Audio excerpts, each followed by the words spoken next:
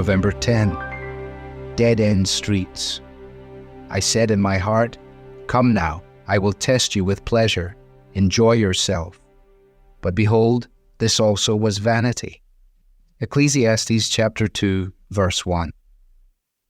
Ecclesiastes is an ancient book, yet its words are compellingly relevant. Although it was written around 3,000 years ago, you might think that the author had his finger on the pulse of our contemporary life. And indeed, as you read, you find yourself being walked down a number of dead-end streets, representing the common paths we often tread in our search for satisfaction. One route through which we try to find meaning in life is education. Experts constantly assert that the problems of substance abuse, sexual abuse and misconduct, and other societal ills can be solved if only people can be better educated. Yet experience shows us that mere information cannot in and of itself satisfy the needs of the heart, nor is it capable of taming the unruliness of the soul.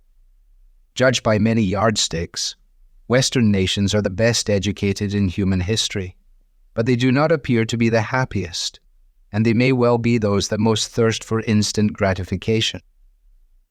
So if education doesn't satisfy us, we might turn down the pathway of pleasure. We decide to let the good times roll.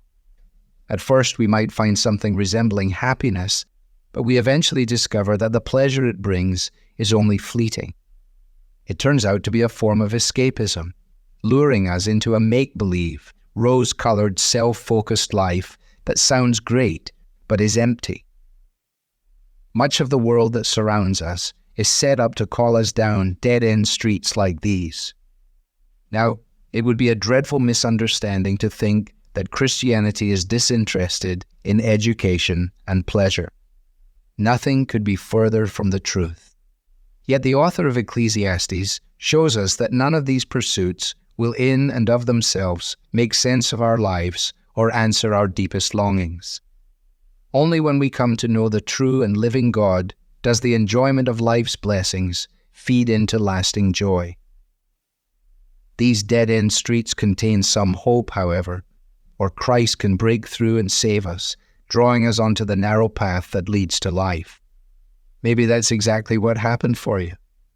Or perhaps you're tempted to resist the warning of Ecclesiastes and go down one of these paths instead of the road of faithful obedience to the Lord.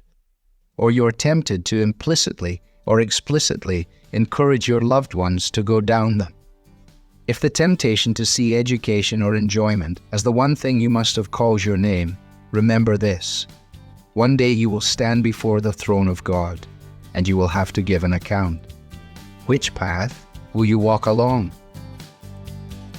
Devotional material is taken from the Truth for Life Daily Devotional, copyright Alistair Begg. It's published by the Good Book Company. This reading was digitally created by Truth for Life and is used with permission. For more clear, relevant Bible teaching, visit truthforlife.org.